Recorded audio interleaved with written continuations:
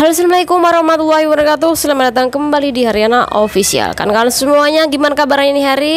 Semoga sehat selalu di perantauan, amin. Semoga kawan-kawan semuanya terhindar dari mara bahaya, dan semoga kalian semuanya dipermudah segala urusan, amin ya robbal alamin. Nah kawan-kawan, kali ini kita bakal membahas sebuah kasus. Dan ini membahas tentang masalah anak baru yang baru aja bekerja di negara Hong Kong, tapi dia sudah dipulangkan oleh majikannya karena memiliki penyakit yang berbahaya kan kawan. Dan kalau sudah memiliki penyakit berbahaya, tentu majikan ini tidak mau ngambil resiko ya. Akhirnya yaitu dipulangkan karena memang penyakit ini sejak di Indonesia sudah diderita oleh si Mbak E. Jadi silakan kawan-kawan disimak videonya hanya di channel ini. Jadi ki ceritane ada anak baru yang bekerja di Indonesia. Dia iki calling visa Mbak. Dulu pernah bekerja di negara Hong Kong, kemudian dipulangkan dan kemudian dia calling visa bekerja di negara Hong Kong kembali. Dan alhamdulillahnya mbaknya ini bisa kembali bekerja di negara Hong Kong. Tentu senang ya, tetapi nasib berkata lain mbak. Ketika dia sudah turun visa, dia tuh kondisinya dalam keadaan sakit ya. Dalam keadaan sakit yang dimana iki wis diberi tanda-tanda lah bahwa penyakit dia ini kambuh. Tetapi orang Indonesia tuh keluarga dia itu sudah melarang dia untuk berangkat lagi, bahkan PT pun juga melarang dia untuk berangkat. Tetapi mbaknya ini tetap memaksakan diri untuk berangkat karena beliau ini bilang bahwa ini hanyalah alergi saja, dan mereka itu tidak melakukan riset yang lebih mendalam lagi persoalan yang terjadi sama penyakit mbak ini. Jadi ya udah, pertama kali sudah melakukan tes kesehatan yaitu cuma itu doang, terus sudah terlihat nampak dari penyakitnya yang membuat dia ini sampai kaki-kakinya bengkak. Ini sudah tidak dihiraukan lagi oleh PT, bahkan mbaknya sendiri ini memang dengan sengaja menutupi kan kawan. Nah berangkatlah dia ke Hong Kong sesuai dengan jadwal visa dia. Nah ketika dia sampai ke Hong Kong, secara otomatis kan majikan belum mengambil dia ya. Akhirnya dia ini di boarding house, jadi di agensi. Nah di agensi itu si mbaknya ini sebenarnya tidak diizinkan untuk bekerja, tapi lagi-lagi mbaknya ini tetap bersikuku untuk bekerja di majikan karena sayang lah udah sampai di Hong Kong, ternyata dia harus berhenti untuk bekerja. Nah ketika saat sampai di tempat majikan, mbaknya itu ditanya sama majikan, kenapa kok kakimu sampai bengkak-bengkak seperti ini? Kamu tuh kenapa? Apakah kamu kecapean atau bagaimana? Mbaknya itu bilang cuman aku memiliki alergi. Nah oke, setelah itu majikan biasa aja. Tetapi lama-kelamaan ini agak parah kan kawan, bengkaknya makin besar. Karena bengkaknya makin besar kan majikan khawatir ya. Karena memang sampai di negara Hong Kong, sampai masuk rumah majikan, bengkaknya itu sudah ada, tapi tidak sebesar bengkak yang saat ini. Maka majikan itu menganjurkan dia untuk periksakan kawan. Kemudian sekali lagi si mbaknya ini tetap bersikuku bahwa dia alergi makanan Hong Kong.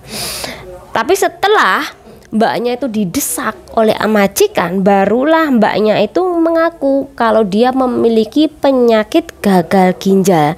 Dan tentu kalau sudah bengkak seperti itu parah ya, itu bisa jadi stadium 4 kan kawan, dan itu berbahaya. Kalau dibiarkan saja, tidak dilakukan pencucian darah sesuai jadwal dari dokter, itu bisa meninggal dunia loh kan kawan. Jadi karena penyakit ini sudah berada di Indonesia, penyakit itu sudah terjadi di Indonesia, maka mbaknya ini dipulangkan oleh majikannya. Nah pertanyaan ini, kok bisa yo mbak atau adik-adik yang baru bekerja di negara Hong Kong, jelas-jelas ini memiliki beberapa penyakit, tapi kenapa kok tidak terdeteksi? Kenapa kok bisa begitu? Oke, gini. Bahkan ketika dia ini tidak hanya di Indonesia tes kesehatan, tapi di negara Hong Kong itu juga kesehatan. Kenapa kok nggak bisa terdeteksi? Jadi kalau sudah sampai di Hong Kong, rata-rata majikan itu tidak mau mengeluarkan banyak biaya kan kawan. Banyak uang untuk tes kesehatan PRT-nya. Jadi mereka tuh cuman memberikan biaya sebesar 1.000-1.500. Itu untuk tes pertama adalah urin, kemudian cek darah, kemudian ronsen. Kalau sudah ronsen itu kan cuman paru-paru.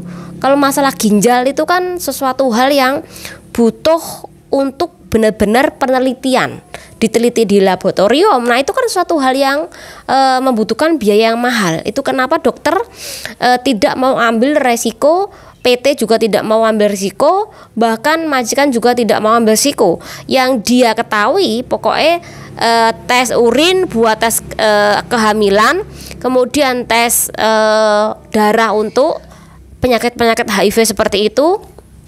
Kemudian yang bagian ronsen kan cuma segini ya kan kawan. Nah cuman itu doang, tanpa dia tuh tahu bahwa Mbak Indonesia itu PRT-nya itu juga ada yang berpenyakitan dan itu lebih berbahaya kan kawan. Untuk kawan-kawan semuanya, untuk adik-adik semuanya, kalau sudah tahu memiliki penyakit berbahaya, usahakan lakukan pengobatan dulu di Indonesia sebelum Anda berangkat bekerja di luar negeri.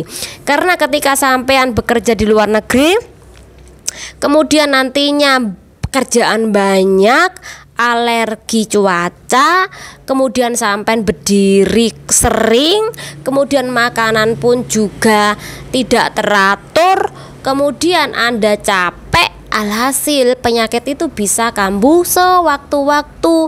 Itu kenapa lakukan pengobatan dulu di tanah air sebelum sampean melakukan rujukan untuk bekerja ke negara Hong Kong kembali ataupun ke negara lain. Karena kalau sudah kumat pasti majikan rata-rata tidak mau ngambil resiko. Oke, kasus lagi nih.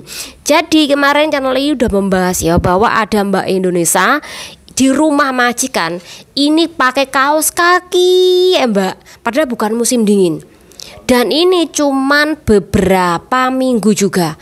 Jadi Mbak Indonesia ini di tempat majikan pakai kaos kaki, kaos kaki, dan itu tidak dibuka Mbak.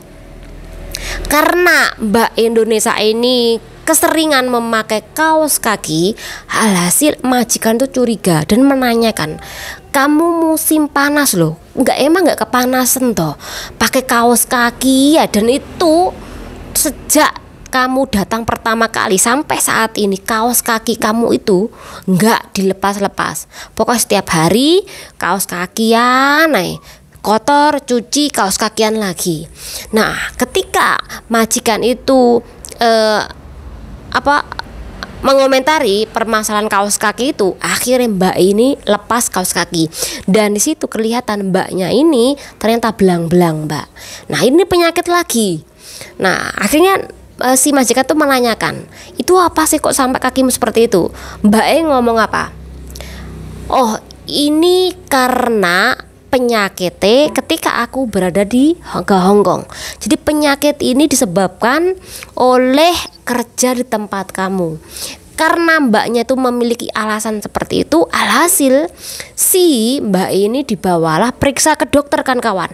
Ketika diperiksa ke dokter itu ternyata mbaknya itu memiliki penyakit kulit dan itu semacam kudisen, dan itu juga dianggap berbahaya karena bisa menular ke orang lain.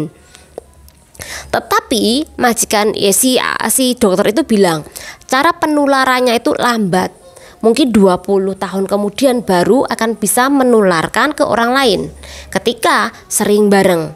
Tetapi lagi-lagi majikan itu takutkan kawan kalau sampai menularkan anak mereka.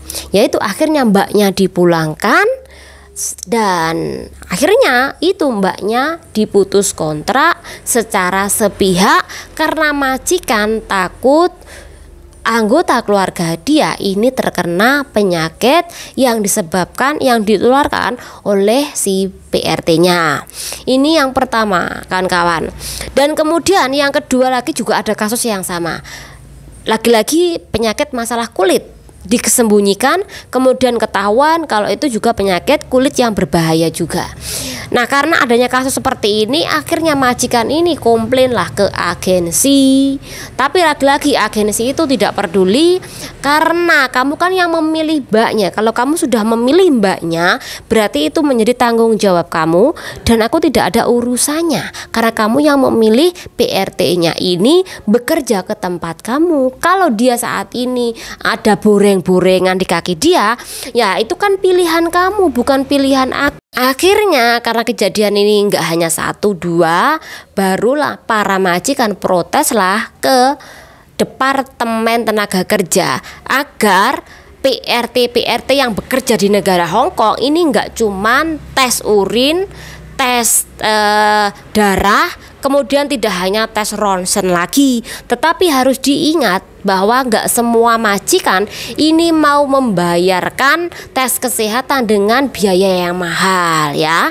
Oke, semoga dengan pembahasan ini bermanfaat buat kawan-kawan semuanya, dan semoga dengan pembahasan ini kawan-kawan tahu kalau banyak sekali anak-anak baru yang bekerja di negara Hong Kong ini kebanyakan pulang karena diputus kontrak karena penyakit, bahkan ada yang sampai permasalahan dengan bau badan. Jadi bagi mbak-mbak yang saat ini masih memiliki majikan yang masih bekerja di tempat majikan lama, usahakan syukurin, jangan lupa menabung ya. Semoga bermanfaat channel diri. Wassalamualaikum warahmatullahi wabarakatuh. Bye bye.